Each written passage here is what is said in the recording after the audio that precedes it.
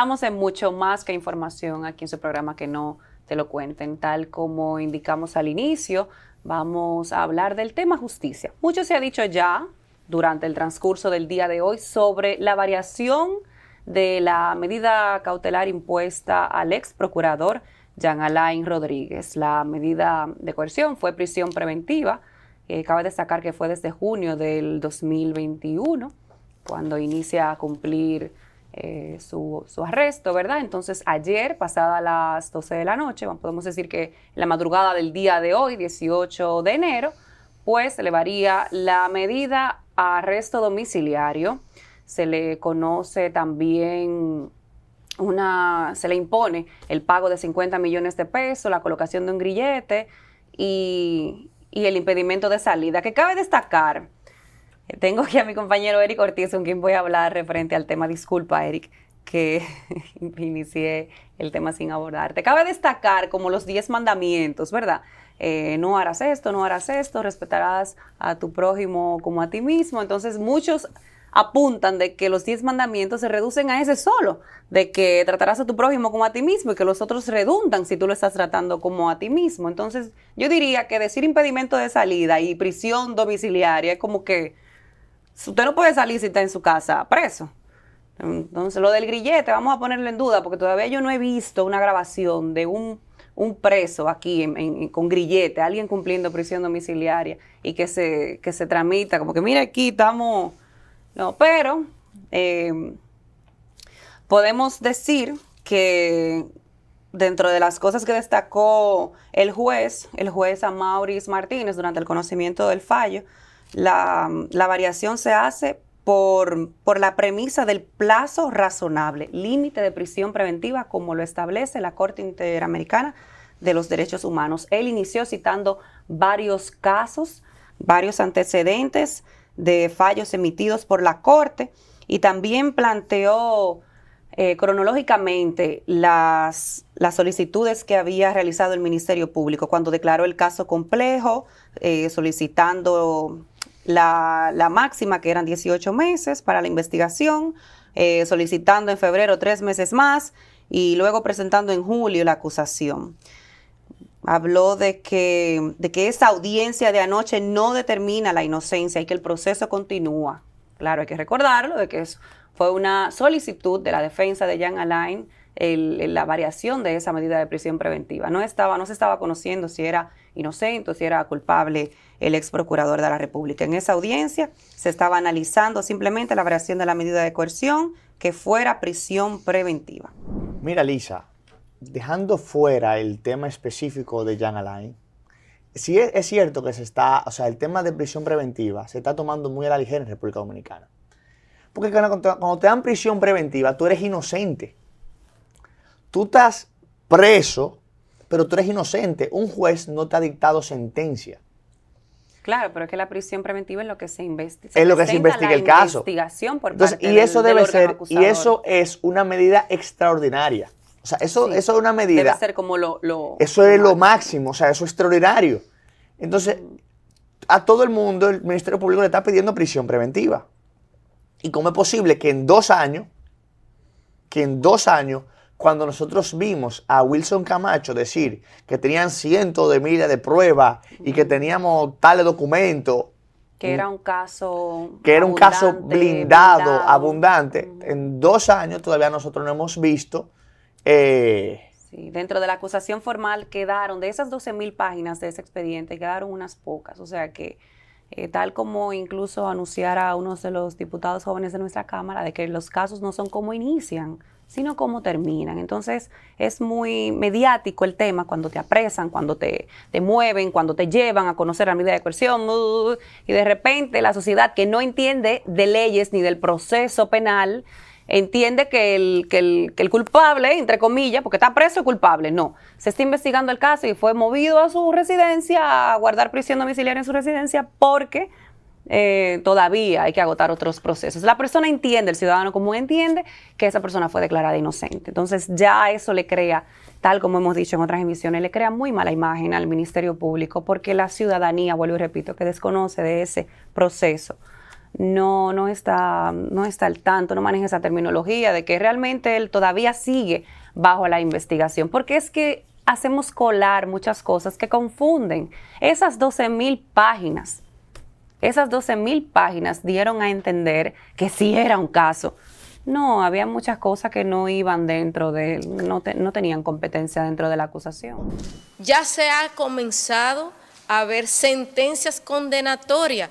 No hay forma que en este proceso contra Jean Alain no haya una sentencia condenatoria, porque así lo establecen la enorme cantidad de pruebas, y reiteramos que el propio juez admite, cuando está exponiendo las motivaciones, que en el caso de Jean Alain persiste el peligro de fuga, pero que entiende que debía coger el cese de la prisión preventiva porque lo ordenaba una disposición legal que nosotros hemos establecido con sentencia de la Corte Interamericana. Otra cosa importante, Lisa, que quiero aclarar, y es que me gustaría que el Ministerio Público brinque entre partidos.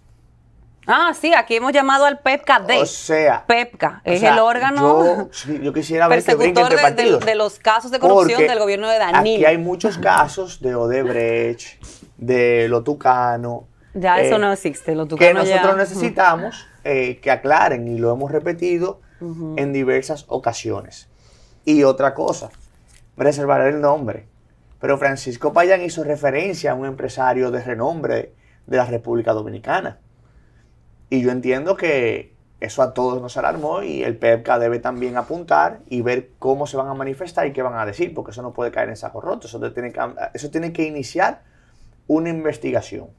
Cabe destacar que esa solicitud de variación de la prisión preventiva fue algo que ejecutara la defensa del imputado, y que el Ministerio Público simplemente se basó en que si él salía a un arresto domiciliario podía intervenir en las pruebas que se estaban preparando. Habló también de un presunto testigo que tenía la fiscalía, al que supuestamente se le había ofrecido $1 millón por parte de del grupo del acusado para que no testificara en su contra. Entonces, nada. Cabe mencionar que el juez salió antes de las 7 de la noche y regresó pasada las 12. Señores, eso fue peor que cuando el cónclave se reunió a elegir el nuevo papa. Todos los periodistas se fueron de la sala, tomó muchísimo tiempo, la angustia, supongo, de parte de los familiares, de parte del imputado, y revivió en nosotros los dominicanos que estábamos pendientes al conocimiento, sentimientos de otros casos que se han dado en nuestro país. Cabe la línea de que la ceguera de la justicia no se trata en hospitales públicos. Sí, porque la justicia es ciega, pero no se trata en hospitales públicos.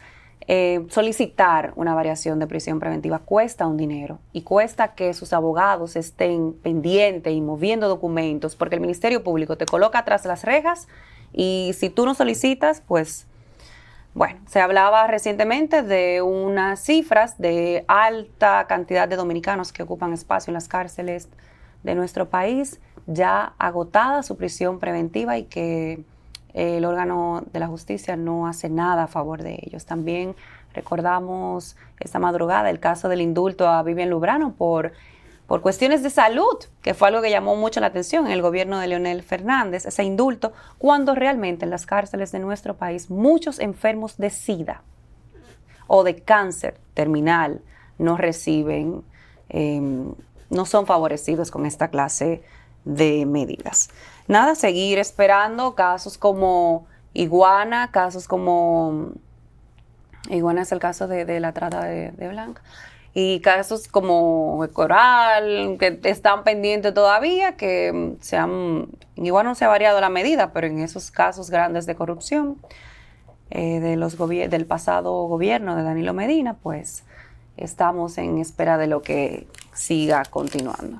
Iniciamos el miércoles con la publicación de denuncias que han emitido los ciudadanos por la larga espera en recibir las libretas de pasaporte de parte de la Dirección Nacional de Pasaporte. Las largas filas que se ven en horas de la mañana, supuestamente se decía que era para la toma de la fotografía y para el pago del impuesto dentro del organismo, pero justamente ayer El Listín Diario anunció hoy en el artículo que justamente ayer, cuando se acercaron al organismo para entrevistar, pues fueron recibidos por personal de la Dirección de Comunicación de esa entidad, quienes le indicaron que se estaba organizando una rueda de prensa para dar respuesta a estas denuncias que se han venido conociendo a través más que nada de las redes sociales.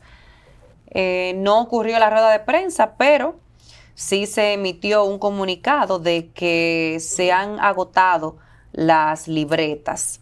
Dicen que debido a la escasez de un insumo imprescindible para la confección de las libretas, no se podrán realizar las entregas de los pasaportes necesarios para cubrir la demanda de emisión y renovación de pasaporte durante los próximos meses. Una medida que lanzó ayer la dirección fue que los pasaportes que estén pendientes para renovar ahora en el 2023 quedarán exentos, ¿verdad? Por un año van a seguir funcionando esos pasaportes, no lo tienen que renovar hasta que se controle el tema. Dicen que como en abril el suplidor va a tener las nuevas libretas disponibles. Entonces, cabe destacar que esto demuestra la falta de sinergia que hay entre los organismos del Estado para empujar esos esfuerzos que se hacen desde presidencia, vamos a decir, se ven tronchados en este tipo de instituciones o en esas administraciones de las instituciones, porque ¿cuántos acuerdos no ha firmado República Dominicana para que el dominicano pueda entrar sin visas a tantos países? ¿Cuántos? La nueva aerolínea, por ejemplo, Arayet, está con esos boletos súper baratos a muchos países. Entonces ha aumentado la demanda de dominicanos viajando hacia el exterior. Y resulta que no solamente pasaporte, el Ministerio de Salud Pública anunció el mes pasado que se le había agotado la vacuna de la fiebre amarilla. Porque tenían 80, eso era lo que se tenía en lote aquí en República Dominicana, 80 vacunas, y como la demanda de los vuelos hacia Centroamérica y Sudamérica ha aumentado, entonces no tienen para cubrir la demanda. ¿Y cuánto hace que el presidente firmó el acuerdo con Arayet? ¿Cuánto hace que el presidente está hablando de los viajes hacia Centroamérica y Sudamérica? ¿Por qué en sinergia el Ministerio de Salud Pública no solicita que se aumente el lote inmediatamente? ¿No estaba preparado República Dominicana para el aumento de los dominicanos viajando hacia esos países? ¿No se esperaba o simplemente fue algo que los agarró desprevenidos? Yo entiendo que no. Lisa, mira, eso es sin lugar a duda incapacidad administrativa. Eso es incapacidad administrativa porque como a pasaporte se le acaba de que para ir a imprimir libretas. O sea, ¿cómo tú le paras a una nación, cómo tú detienes a una nación la emisión de pasaporte por falta de un suministro? Eso no es posible, eso duele ante los ojos de Dios. O sea, es una incapacidad muy grande de altas consecuencias para la nación. Y igual el tema de salud pública, es una mala planificación. Porque ¿cómo tú esperas que llegue a 80? ¿Cómo tú esperas que tu reserva baje en tanto? Tú tienes que tener una planificación que si llegó a X cantidad, hacer el pedido. Porque esos son los órganos públicos, son administradores. Entonces nosotros nos estamos acostumbrando a recibir un mal servicio y no hacer nada al respecto. Bueno, y eso no puede ser. Todo está justificado. Las personas que ocupan cargo público tienen que ser capaces. Tú no puedes ocupar un cargo público simplemente por el hecho de que hiciste campaña.